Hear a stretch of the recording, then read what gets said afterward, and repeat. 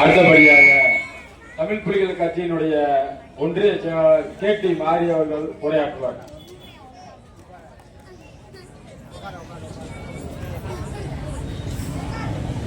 அன்பார்ந்த தோழர்களே, இந்த முப்பெரும் விழாவிற்கு வருகின்றிருக்கும் தமிழ் புலிகள் கட்சியின் மாவட்ட துணைச் செயலாளர் அண்ணன் முல்லைவேந்தன் அவர்களும், தமிழ் புலிகள் கட்சியின் மாநில இளம்பொழியின் செயலாளர் மு. கலைவேந்தன் அவர்களும், தமிழ் புலிகள் கட்சியின் மாவட்ட செயலாளர் ரமேஷ் பிரபு அவர்களுக்கும், திராவிட முன்னேற்ற கழகம் காரியாவட்டி பேரூராட்சி சேர்மன் அண்ணன் செந்தில் அவர்களும், ஒன்றிய செயலாளர் அண்ணன் செல்லம் அவர்களும், ஒன்றிய செயலாளர் மேற்கு கண்ணன் அவர்களும், மாவட்ட கவுன்சிலர் அண்ணன் தங்க தமிழ்வாணன் அவர்களும், ஒன்றிய துணை பெருந்தலைவர் ராஜேந்திரன் அவர்களும், ஒன்றிய ஊராட்சி மன்ற தலைவர் கொரண்டி MRC சிவசக்தி அவர்களும், மனிதநேய மக்கள் கட்சியின் எக்ஸ் மாவட்ட பொறுப்பாளர் சுல்தான் ஆபிதீன் அவர்களும், மனிதநேய மக்கள் கட்சியின் நகர தலைவர் அபுபக்கர் அவர்களும், CBM ஒன்றிய செயலாளர் அம்மாசி அவர்களும், CBI நகர செயலாளர் காரியாபட்டி ஆறுமுகம் அவர்களும், பஞ்சமின் மீட்பு மாவட்ட செயலாளர் தமிழ் புலிகள் கட்சி AK வீரன் அவர்களும், திமுக ஒன்றிய பிரதிநிதி அண்ணன் மெடிக்கல் ராஜேந்திரன் அவர்களும், 1வது வார்டு செயலாளர் திமுக லியாக்தேனி அவர்களும், 5வது வார்டு செயலாளர் திமுக அத்தான் நை முகமது முஸ்தபா அவர்களுக்கும், 9வது வார்டு கவுன்சிலர் சரஸ்வதி பாண்டியராஜன் அவர்களுக்கும், பொறுப்பாளர் பாண்டிச்செல்வி என்ற காவியா அவர்களுக்கும்,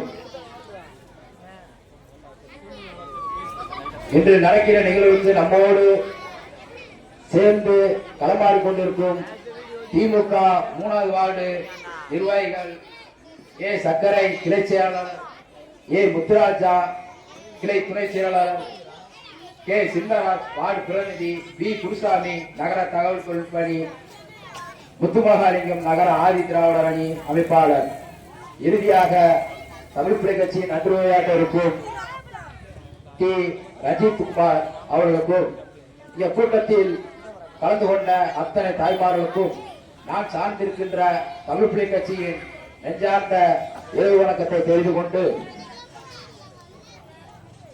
தன்னை உயர்ந்த சாதியாகவும் இன்னொரு மனிதனை தாழ்ந்த சாதியாகவும் என்னை கருதுகிறவன் மனநோயாளி என்று புரட்சியாளர் பாபா சாஹிப் அம்பேத்கர் அவர்கள் பொன்படியாக நிகழ்த்தியுள்ளார். தோழர்களே, 2009ஆம் ஆண்டு நம் அருந்ததிய மக்களுக்கு முன்னுரிமை அடிப்படையிலே 3% உள் இடஒதுக்கீடு வழங்கிய முத்தமிழ கலைஞர் அவர்களை இந்த நேரத்திலே நாம் போற்றக்கூடிய சூழல் உள்ளது. திராவிட முன்னேற்ற கழகம் சமூக நீதி கட்சியா இல்ல திராவிட மாடல் ஆட்சி உண்மையிலே சமூக நீதி ஆட்சியா என்று கேட்டால் நாங்கள் நெஞ்சை தட்டி சொல்லுவோம், திராவிட மாடல் ஆட்சி உண்மைதான், இது சமூக நீதி ஆட்சி உண்மைதான். ஏன் என்று சொன்னால் வெறுமனையாகவே அண்ணா திராவிட முன்னேற்ற கழகத்துக்கு நம் முன்னோர்கள் இரட்டை இலை சின்னத்தில் வாக்களித்து வெறுமனமாகவே நம்மளை மலமல்லியும் குப்பையல்லியும்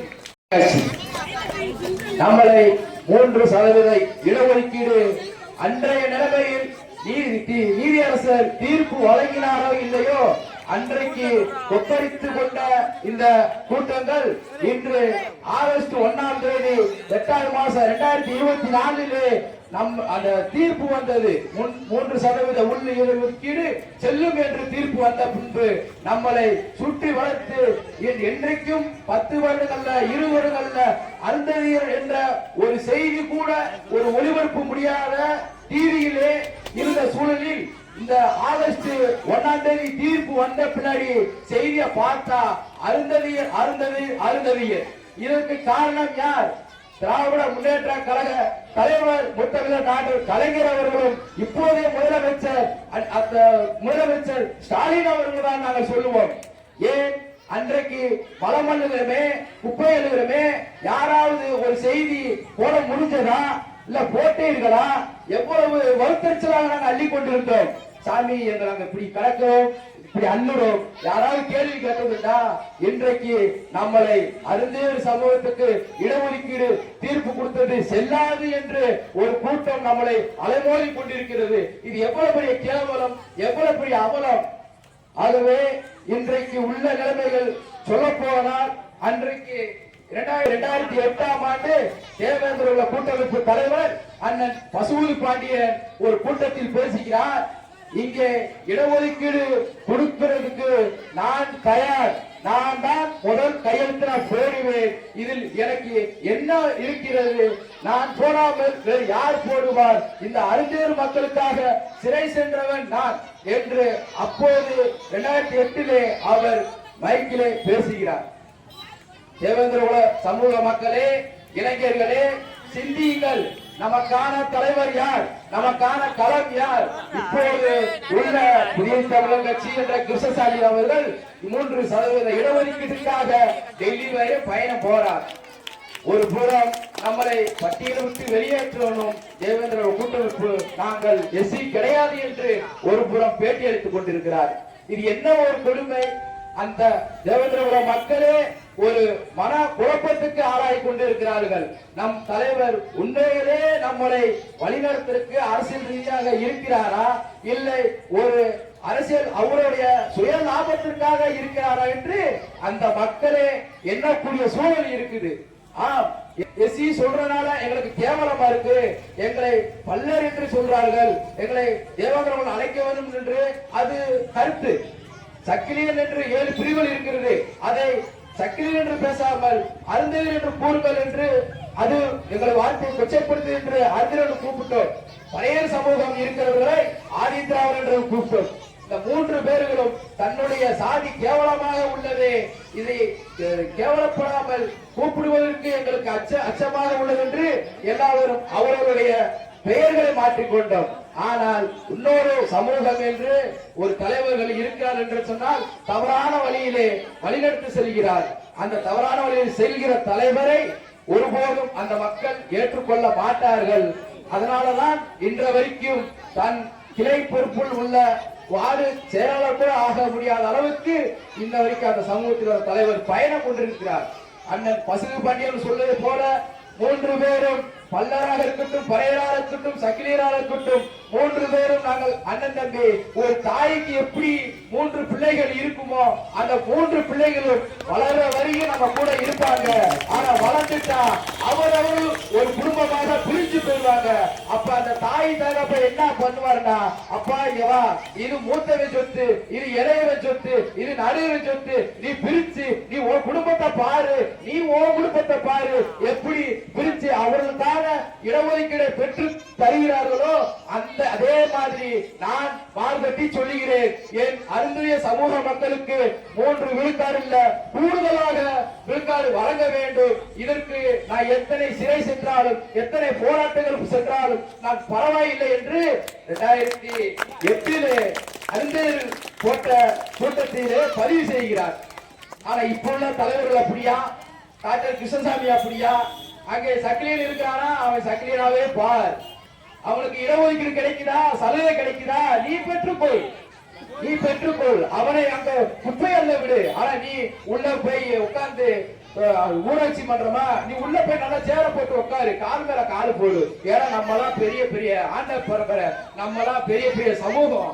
அவங்க இன்ன வரையும் இப்ப என்ன ஒரு காரணம் சொன்னா, கலைஞர் நம்மளுக்கு 3% இடஒதுக்கீடு கொடுத்துட்டாங்க, உள்ளீட ஒதுக்கீடு கொடுத்துட்டாங்க.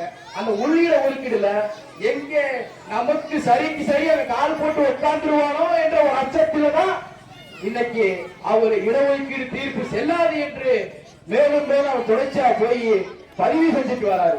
ஆனா ஒண்ணு செய்ய முடியாது ராஜா, நீங்க எங்க வேணா போயிட்டு போங்க, என்ன வேணா செஞ்சுக்குங்க, நாங்க இன்ன வரையும் உங்களுக்கு எதிர்ப்புல ஒரு கண்டன சுவரட்டி கூட எங்களுக்கு ஒட்ட முடியாதுன்னு ஒன்றா தெரியாது இல்ல, எங்களுக்கு அது தெரியும். நீ போய் ஒண்ணும் செய்ய முடியாது. அங்க 7 பேர் கொண்ட நீதியரசர் சொன்ன தகவலின்படி அவர்கள் அரசியல் லாபத்துக்காக பேசுகிறார்கள். ஆனா நீங்கள் அந்த முடிவு அந்த ஒரு கதை எடுக்க வேண்டாம்.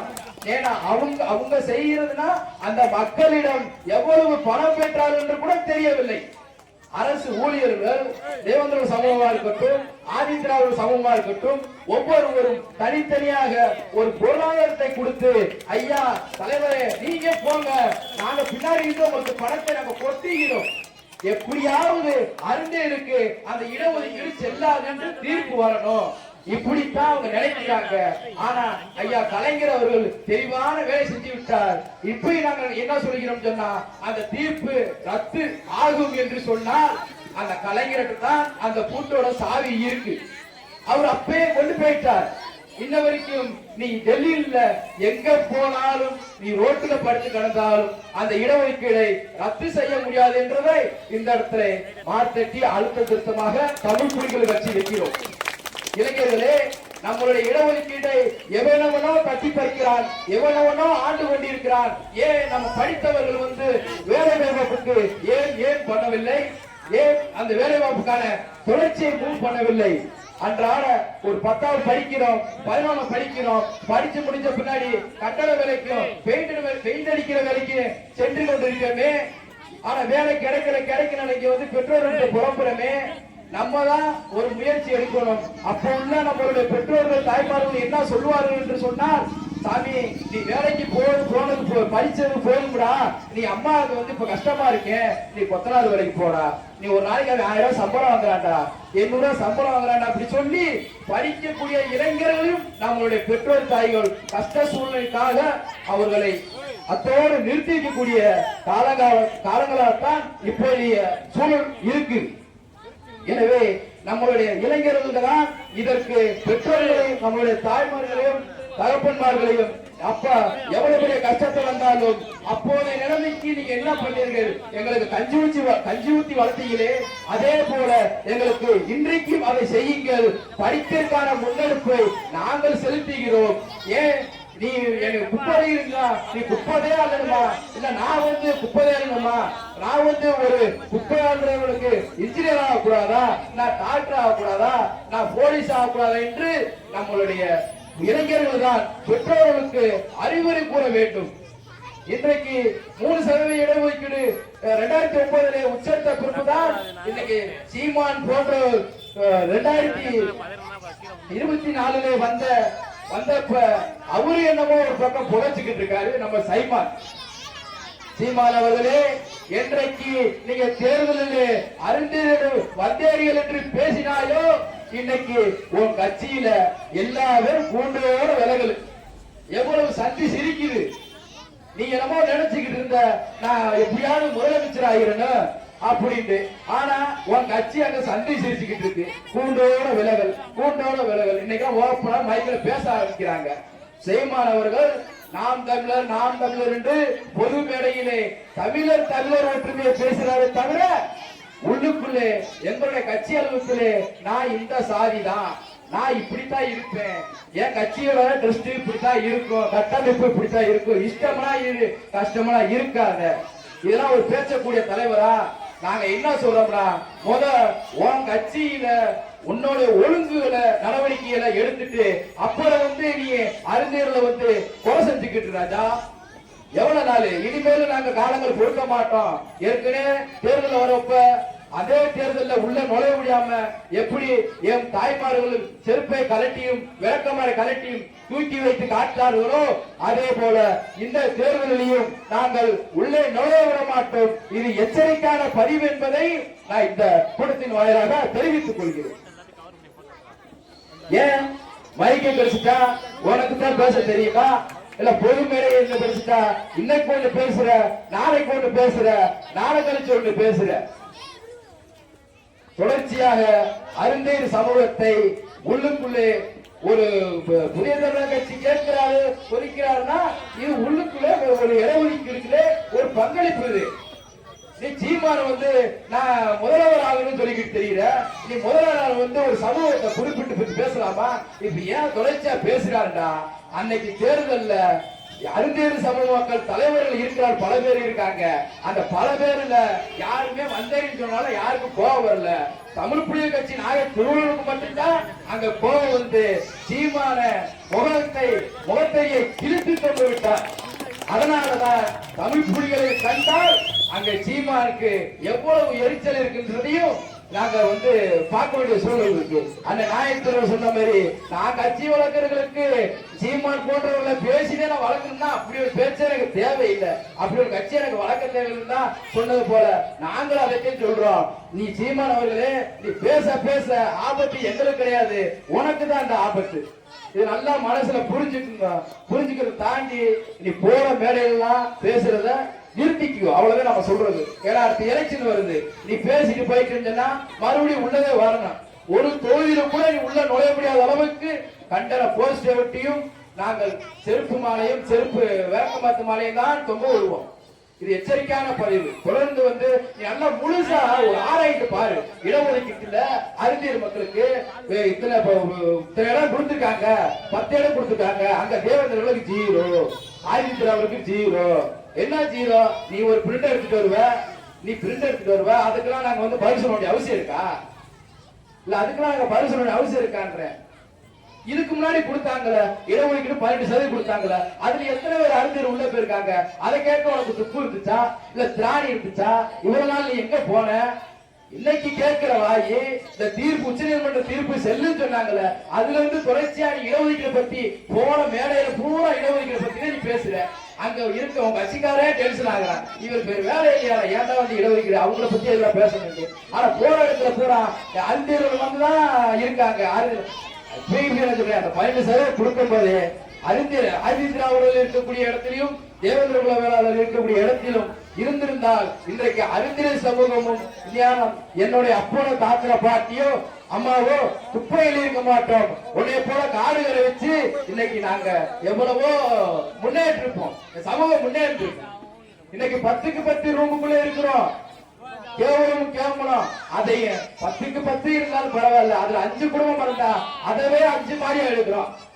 இடஒதுக்கீடு கேட்டு வெளியே வருவோம், அப்படி ஒரு சூழல் இல்லை. அது நம்ம மக்களுக்கு தெரியாது. அதனால இப்ப என்ன சொல்ல வரேன்னா, இளைஞர்கள் தான் நம்மை வழிநடத்த வேண்டும், நம் தாய்மார்களை வழிநடத்த வேண்டும். நமக்கான இடஒதுக்கீடை முத்தமிழர்கள் கலைஞர் அவர்கள் கொடுத்தது போல 3% உள்ளிருப்பு கொடுத்ததை நம் இளைஞர்கள் அதை பயன்படுத்தி முக்கியமாக நமது அருந்தைய சமூக அரசு ஊழியர்கள், இப்ப இருக்கின்ற ஊழியர்கள் தான் உண்டு தன் பொறுப்பு உண்டு போகாமல் உன்னால் முடிந்த நமது சமூக இளைஞர்கள் இருப்பார்கள், படித்த இளைஞர்கள் இருப்பார்கள், அவங்களுக்கு கல்வியை கொடுத்து கொஞ்சம் மேலே எழுப்ப சொல்லுங்கள், மேலே கூட்டி செல்லுங்கள். ஏதோ நீங்க வந்து நீங்களே போராடி இந்த இடஒதுக்கீடு வாங்குறீங்க, அதனால வந்து நம்மளுடைய குடும்பம் மட்டும்தான் பயனடையணும் அப்படின்றத தயவு செஞ்சு தவிர்த்து விடுங்க. ஏன் இதை சொல்றேன் என்று சொன்னால், தேவேந்திர குல மக்கள், ஆதி திராவிட மக்கள் ஒருவருக்கு ஒருவரை கொடுத்து, அதாவது நான் வந்து போலீஸா இருக்கிறேன் என்று சொன்னால் அந்த போலீஸ் வேலை எனக்கு எவ்வளவு என்று தெரியும். அதே போல என்னுடைய பெரியப்பாமையன் படித்து சும்மாதான் இருப்பேன். ஆனா நான் என்ன செய்யணும், என் பெரியப்பாமையனு உள்ள கல்வியில சேர்க்கணும், நீ போ உள்ள அரசு வேலைக்கு போ அப்படின்னு சேர்க்கணும். ஏன்னா நீ படிச்ச நல்ல ஒரு மார்க் எடுத்தா தான் நமக்கான சலுகை கிடைக்கும். ஏன்னா அங்கேயும் பிரச்சனைகள் இருக்கும். நம்ம நல்லா படிச்சு மார்க் வாங்கியிருப்போம், ஆனா உள்ள விட மாட்டான் சொன்னா இவங்க முட்டுக்கட்டை போட்டு வச்சிருவான். எங்களுக்கு தாண்டா, நாங்க தாண்டா ஏசி, எங்களுக்கு அந்த இடஒதுக்கீடுல பங்கு இருக்குடா, நான் படிக்கவே இல்லை, எனக்கு ஒன்னாவது இடத்துல கொடுறா அப்படின்ட்டு முட்டிடுவான். நீங்க என்ன பண்றீங்கன்னா, இனிமேல் போற காலங்களில் நான் நல்லா படித்திருக்கிறேன், ஆனால் எனக்கு உள்ள சீட்டு கிடைக்கல என்று மனவருத்தப்படாதீர்கள். அதற்கு தான் தமிழ் புலிகள் கட்சி இருக்கிறோம், தலைவர் நாகர் திருவள்ளுவர் அவர்களும் இருக்கிறோம். படித்து கல்வியாகத்தான் ஒருத்தனை அழிக்க வேண்டுமே தவிர கத்தியாக இல்லை.